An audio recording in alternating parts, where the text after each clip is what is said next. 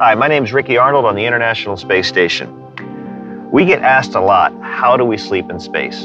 And it's a great question because we all know how important a good night's sleep is. If you're not getting a good night's sleep, you can count on reduced cognitive function, poorer reaction times, and maybe just being a little grumpy. And up here in space, just like on Earth, those are things we all want to avoid. So, we go around the Earth about every 90 minutes, which means we get 16 sunrises and sunsets a day.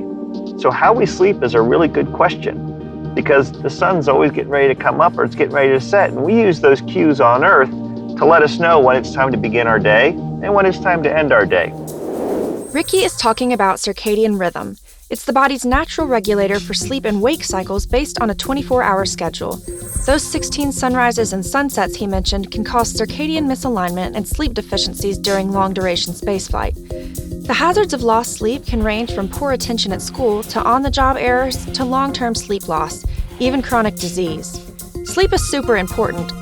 Hey Ricky, what are you doing on the space station to get some sleep? Well, here in space, we kind of have to do it artificially. So we have these nice crew quarters. It's about the size of a refrigerator. It's very quiet. The space station can be a little noisy, but it's very quiet in here. And we can control light with a light switch. If we are just middle of the day, we have a light like you're seeing right now, which is just this kind of standard lighting. It's getting close to the end of the evening. You want to dim the light a little bit, kind of for the end of the evening. Or if you're going to be up late, you need to keep awake, we have a really bright light setting. The other thing we have is off. You see how dark it got. Another challenge sleeping on the International Space Station, sleeping in microgravity is really nice because you can just float and stretch out and it's really comfortable. The problem is with the air currents in the International Space Station, you could very well float into a piece of hardware and hit your head, or worse yet, even break something.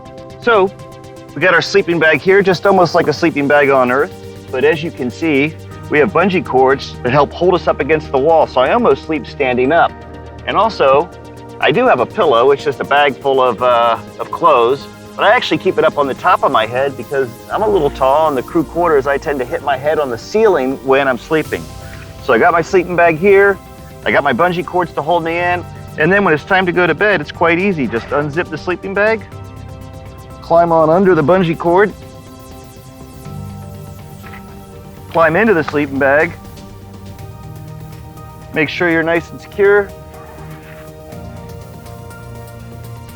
zip yourself up, plan on getting a good night's sleep so I have good reaction times, my cognitive ability is what it should be, and that I'm not grumpy in the morning.